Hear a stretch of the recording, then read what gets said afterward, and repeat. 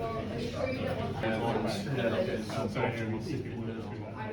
think we've all come really just to talk a little bit about loss and bereavement and experiences of grief, and perhaps just to look a little bit at maybe perceptions of what it is like for men sometimes to have to confront these difficult times, and maybe the expectations that are on us as men and how we navigate that. I'm also conscious that today is the anniversary of Amanda, your partner, and your mum. And so it's nice to acknowledge that. And perhaps it's a good place to start is to maybe just ask you guys a little bit about what that journey has been like over the last 8 years. Yes, thanks, Dom. Today, yes, is the anniversary, and Seb and I talked quite a lot about whether we should do this today, because the date is just coincidental, obviously, for doing this, but we thought probably it's more appropriate to do it. I think over the last 8 years, we have spent as kind of our way of dealing with it as always making Amanda proud, and that's what we talk about non-stop.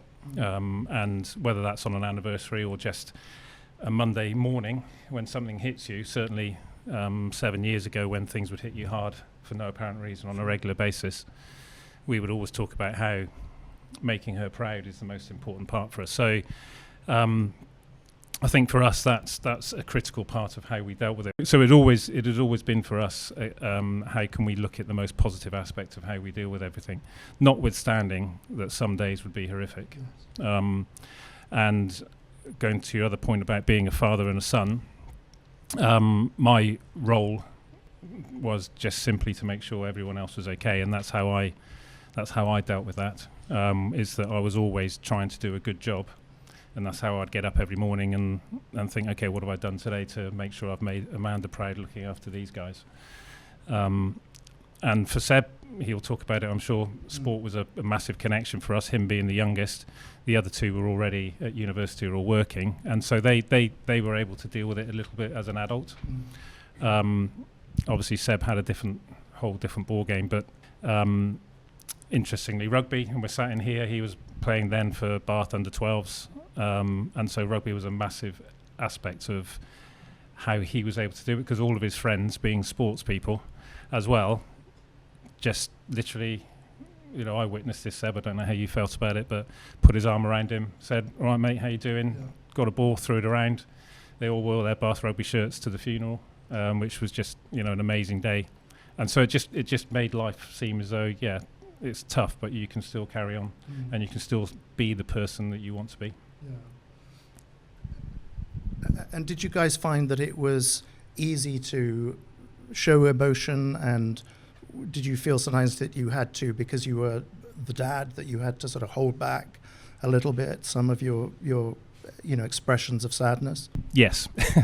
I mean, for me, my church, as I used to call it, was basically the gym and cycling. So I would literally get on my bike and go out for 7 hours, and while Seb was at school, and try and ignore text messages or any other messages that might be on certain days, because other friends, whilst it was with them, when they only thought about it every now and again, and that would be the day they text me perhaps, and so that might not be the day that I want to receive that text, so I would, on certain days, I would just try and disappear. Now that sounds as though I'm holding it all in or not allowing emotion out, but that was actually for me the best way of dealing with it. I am not someone who needed to talk to anyone, because my background, as I said, sports-wise, that's what I turn to.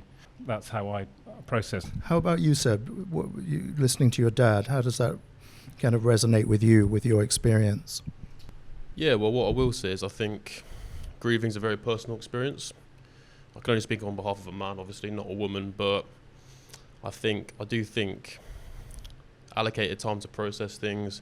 Obviously, you have to accept it's going to be a shock for a while, and the first few years weren't easy at all, of course. But one thing I will say, you see all the time these days about people saying talk it out, etc., etc. For myself, I think rushing the process of talking about is actually, I wouldn't say detrimental, but along those lines. But I think the best thing to do is just be a pair of ears sometimes. it's hard to give advice, but yeah, I think just take a step back, use yourself as a pair of ears, find out what your outlets are. For me, mine was, what it provides you is a tremendous amount of perspective. So what I realised is I really like helping people. Yeah. I get a kick out of helping people. It helps myself as well. Little things didn't matter anymore so much. I've also got the privilege of always having my mum on my shoulder, if that makes sense. And people don't understand that. So when I say there's benefits that have come from the situation, it sounds like obviously a strange thing to say, but the way I could describe it is imagine your mum sat next to you all the time. So you keep checking yourself, you keep motivating yourself. It's like two sets of motivation. I got my own. I can also say I'm doing it for my mum as well. So, but yeah, I do think it's very important, as if you're around someone who's going through a bereavement or whatever it may be, I think the most important thing is just to be a pair of ears, because it's such a subjective, authentic experience for everyone. So you can't generalize it. Yeah. I see you, Chris, were nodding a lot there. So I wondered, was there something that you seem to agree with quite a lot of what Seb was saying? Yeah, I can relate to both stories, really. I mean, there is this massive... I mean, we lost Louise 10 years ago, and it's her birthday Friday. But I kind of just... I didn't know how to grieve, if that makes sense. Everyone's like, you need to grieve, you need to do this, you need to do that. And I'm not one of those people that lock yourself away and just cry about things. I try and put everything into positive. So, like, over the years, when I've gone through stages like the first birthdays, the first Christmas, the first anniversaries, they're always the hardest, but then you get used to it. Obviously, like, losing a mum at a young age must be really, really difficult, and losing a partner. Louise was like more of a big sister, really, but I think they have a massive impression on your life, so you try and live your life as they would want you to live it. But like grieving, I spent the first couple of weeks just trying to be as normal as I possibly could. But then the funeral happened and everyone came and paid their respects, and it was like they all moved on with their lives, and I was like still hated the world for what had happened. I remember Louise saying, you are allowed to hate the world every now and then. You are allowed to be sad. You don't have to be positive all the time. So when I hear both of these guys speak, you do relate, and it's quite nice to hear, because I thought I was the only person that dealt with it in a different way, if that makes sense. But for men, it's difficult, I think, because women sit down, they have a glass of wine, they'll talk about things, whereas men, like I say, my church was exactly the same. My church was a gym. I was straight into CrossFit the day after she died. Just put a Bible in my hands, and I just went, and I trained with a few mates who were close to me, and they understood, but they didn't understand what I was going through. They just wanted to support me, and that's great. But I think everyone grieves in different ways, if that makes sense. Just add on that, if I can, Dom. The one of the things that always came, whether it was online or for friends, was, "Oh, you must talk. You know, you must talk. You must go and see someone. You must do this." And I think fundamentally, of course, that's right for some people.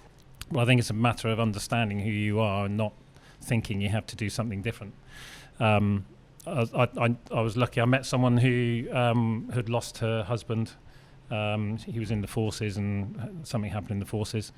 And she had a great thing to me. She would just say, "Look, it's okay. You can get those sticks out the cupboard and hit yourself over the head with them today, but just put them back in the cupboard tomorrow." You know. And so for me, that enabled me to say, actually, it's okay for me to just feel rubbish for 2 days, and not function, providing in 2 days' time I started functioning again. And that kind of was all I needed at the time, was just to know it's okay to, because Seb and I pride ourselves on being very stoic and old-fashioned and all those things, and that can be perceived in the modern world as being wrong. And I think that's where it's highly personal, isn't it? It's what's right for you is what's right, not what's right for someone else, which you're told should be the way you operate. In a cheesy sort of way, it's your journey, and you have to deal with it how you can. Like, say, Danny may deal with something differently than I do, but I think as long as you can get to the same destination and look back and think, right, I dealt with that as best as I could in a way, and you're happy and you're in a place where they would want you to be, that's the main thing. Like I say, I was in the gym all the time, just stress coming out. I did talk about it every now and then. Like, if someone asked me about Louise, I'd be very open and say she was a wonderful woman. Like, but at the same time, you get some people who don't really know, you like try and dig into it. It's like you want to feel comfortable talking about a really delicate situation. I was going to ask you, Tom, because we were talking just before we started filming about, the idea of men pouring emotion into sport and that sense of being able to, manifest emotion within as a response to sporting events, and that seems to be more permissive than sometimes, being emotional about other things. Was there something you could tell us about that? Yeah, absolutely. I think that comes with people watching sport as fans and playing sport.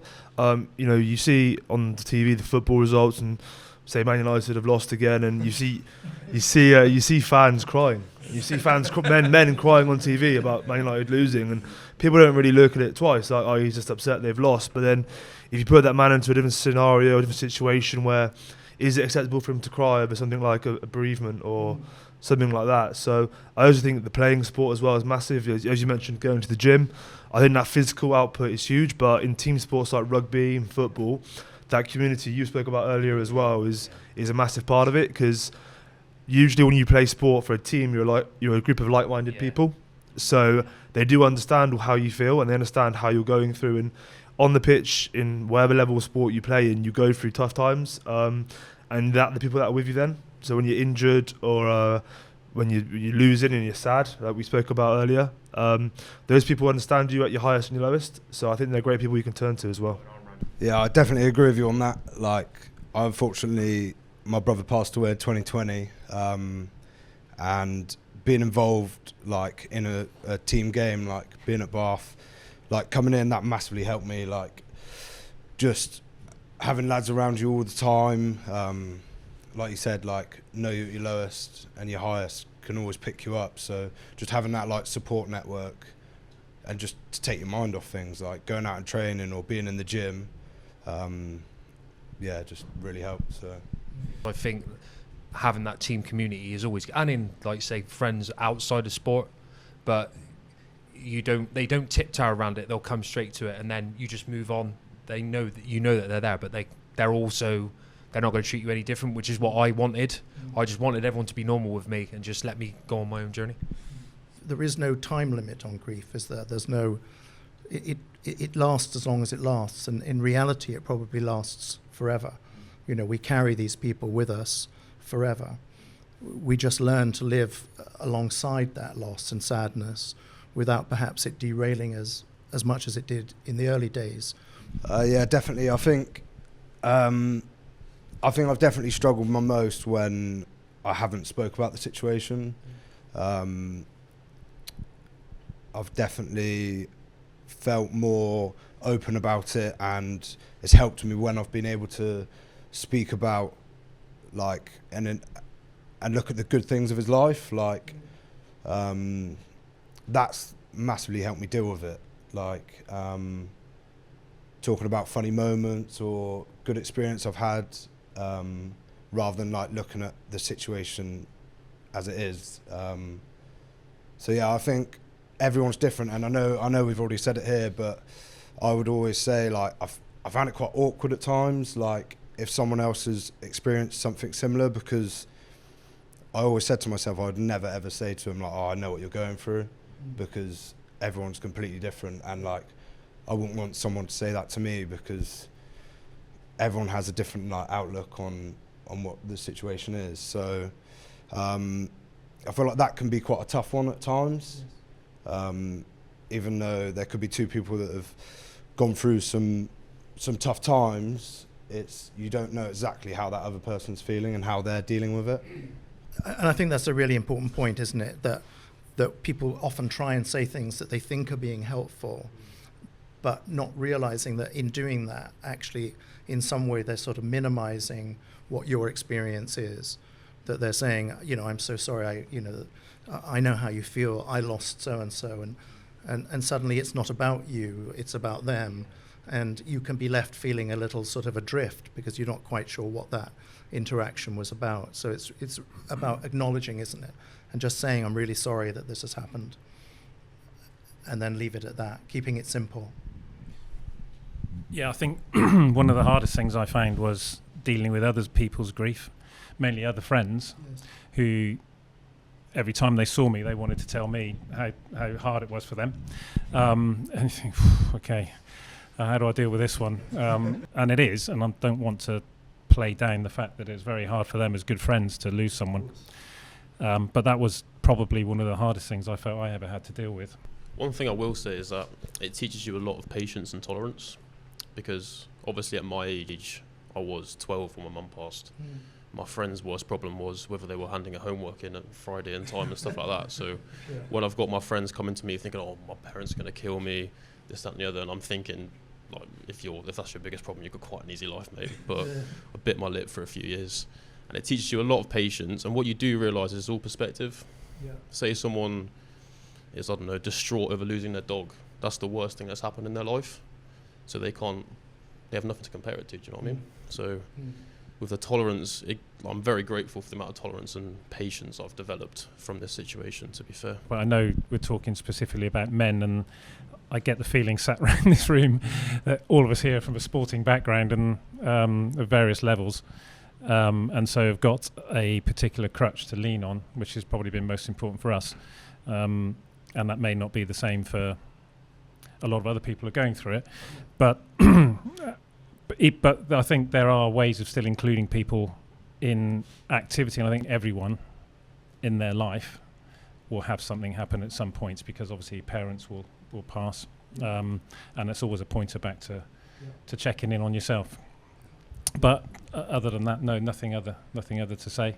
I think, Tom, you said earlier at the start about it's not touched as much for you at the moment, but as an ambassador, I think what you do on the rugby field can still help people who have sat in those stands, because undoubtedly there were lots of people sat in the stands who've gone through what we have, whether they're Seb's age, my age, whatever age that is.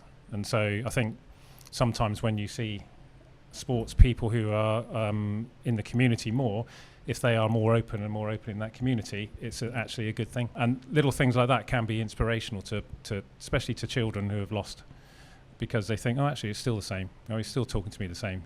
It's I can still aspire to get up next day and still be who I want to be. I don't want to speak on behalf of everyone here, but me personally, I've really struggled with being pitied. It's nice to be acknowledged, but being pitied and treated differently, I do struggle with, like what you were saying earlier, Chris. So when you say men need to talk it out and talk about things, etc., I would say, if I had a friend going through something, the last thing I'd want to say to him is, how are you doing? Is everything okay? Etc. As opposed to, how's your day been? Like, what'd you get up to the other day? Got any plans for tomorrow and stuff like that? Like a nice small talk conversation. At the same time, you're reinforcing the fact that you're there for him or she, and it doesn't treat you differently, but acknowledges the fact of something's happened.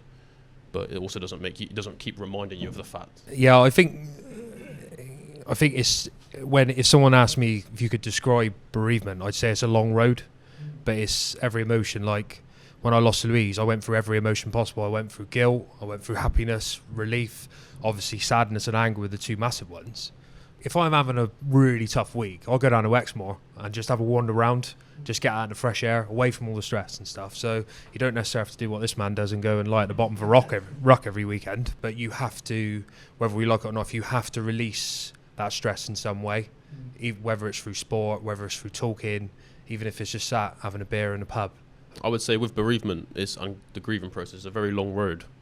And what I will say is, don't rush it. It's very easy to get harsh on yourself and think, I've been wallowing for 2 weeks now, or years. But yeah, just don't rush it. You're okay to feel like you're stagnated for a bit. You're okay to feel like you're sad, angry, whatever. Just you're feeling that way for a reason, and then you can turn that anger into action. You can turn that sadness into action, and you see the fruits of your labour from it. You can get a lot of positives from that, but yeah, just don't rush it. You're allowed to not feel good all the time. I especially think in this world, there's such a stigma about everyone needs to be happy. It's very easy to label sadness as something much more sinister. But emotions are a natural thing. Yes. And if you just sit back and observe them, instead of wallow in them, and just look at it in a objective point of view, stoic point of view, just don't rush it. That's what I would say. And you will go through a massive roller coaster of ups and downs, but it's okay to feel sad. It's okay to feel angry. It's okay to put your fist through the wall if that's you, or smash something on the floor if that's you as well in your own environment. Do those things, but accept that also the next day will always be okay. And, you know, the sun will come up each day, and you will have good days, and you will have reflection days, and you will have positive days. But as Seb, it's okay to have all the range of emotions and not feel as though you're wrong with any of those. It's bringing people together, people who've got different backgrounds, different stories, but mostly it's just raising awareness to what Dorothy House do and the impact they can have. And it's not always doom and gloom, which I think is sometimes from the outside what it looks like, and making it a positive thing, and making, you boys spoke about memories today and how positive memories make people proud. That's a massive positive, and that's not something people associate with Dorothy House or associate with bereavement. Thanks to everybody for coming here and sharing your experiences. And I think it's encouraging how things are changing for men, and that ability to be a bit more vulnerable. You know, we need to be a bit, you know, in order to get through it and preserve our own kind of mental health and well-being. So thanks so much for coming and doing that today. Thanks, guys.